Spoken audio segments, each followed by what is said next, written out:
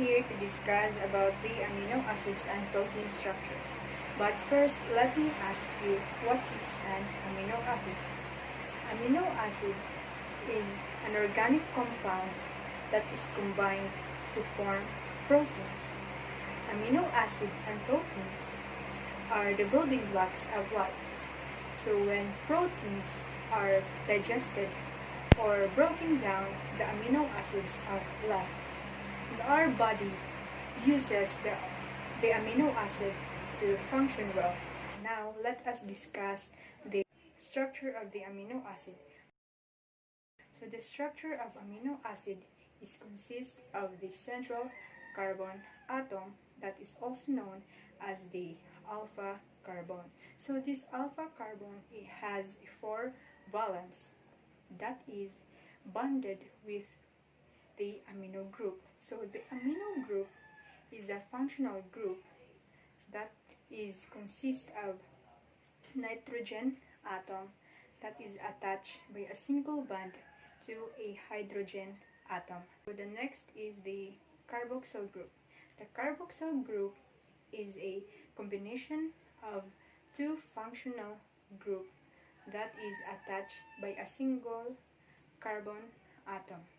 So which consists of the hydroxyl and the carbonyl. The third valence is the hydrogen atoms.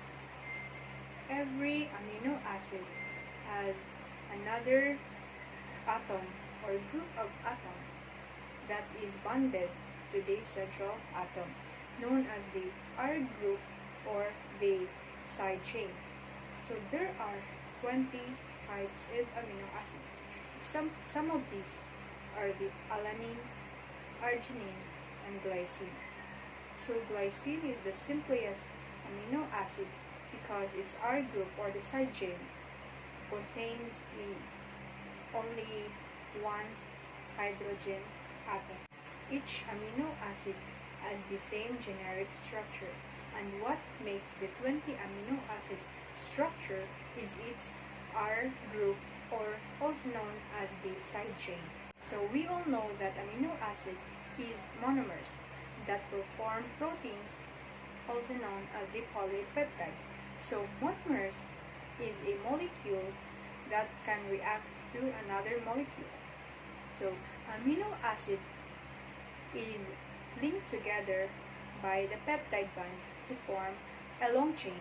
A peptide bond is formed between 2 molecules when a carboxyl group of 1 molecule reacts to an amino group, releasing a molecule of water, and that's the amino acid structure. And now let us move on to the protein structure. So there are 4 levels of protein structures. These are the primary, secondary, tertiary, and quaternary.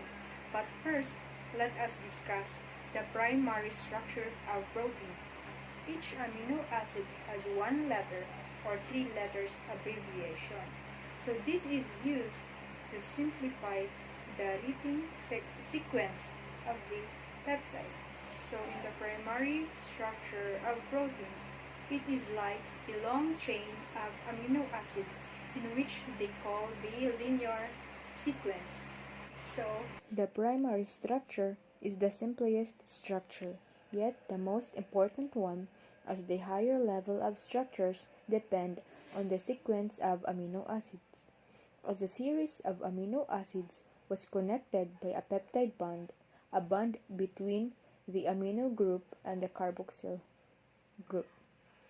The end of the protein sequence in the carboxyl group is called the carboxyl terminus, or the C-terminus, as it has a carbon atom on it, while the N-terminal described the end of the sequence with an amino group.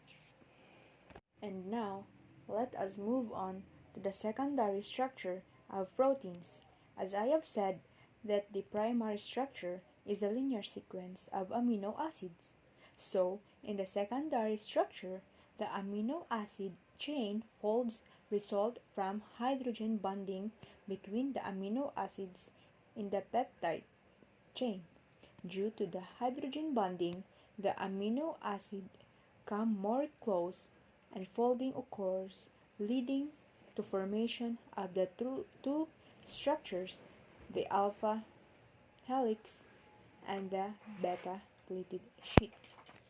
So Linus Pauling and Michael Corey demonstrated that there are two structural models of a secondary structure, which is the alpha helix and the beta pleated sheet. First, let us talk about the alpha helix. Alpha helix, it is a right-handed coiled strand. It is like a string due to the intermolecular hydrogen bonding that occurs between the carbonyl group and amino group.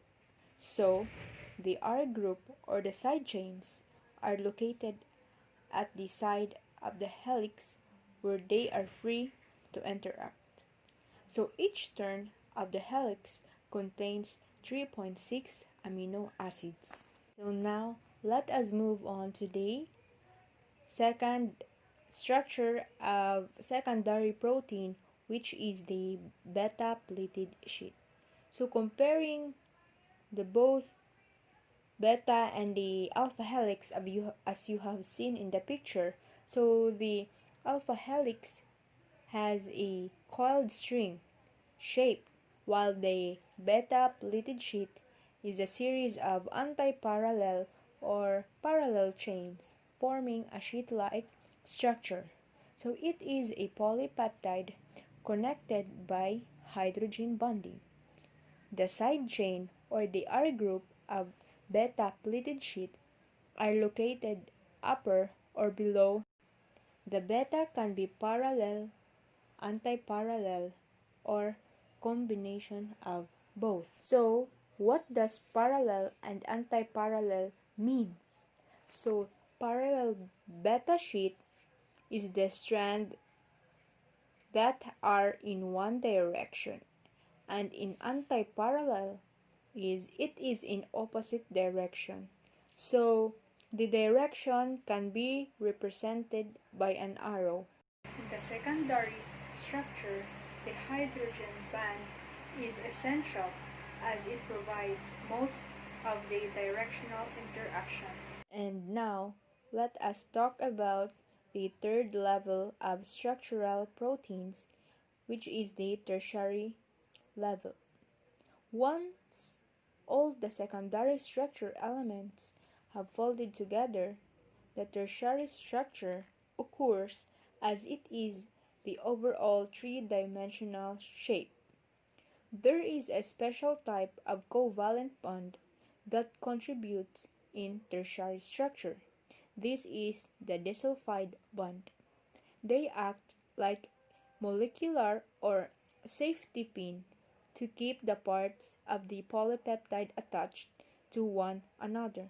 In the summary of what I have discussed earlier, the amino acid and proteins are the building blocks of life. So the amino acid structure consists of the central carbon, or also known as the alpha carbon. So this is bonded with the amino group, carboxyl group, hydrogen atom, and the R group, or also known as the side chain. There are four structures of proteins. These are the primary structure, the secondary structure, which consists of the alpha helix and the beta pleated sheet. And the tertiary, last is the quaternary. And that's it. I hope you learned something in my discussion about the amino acid and the protein structure.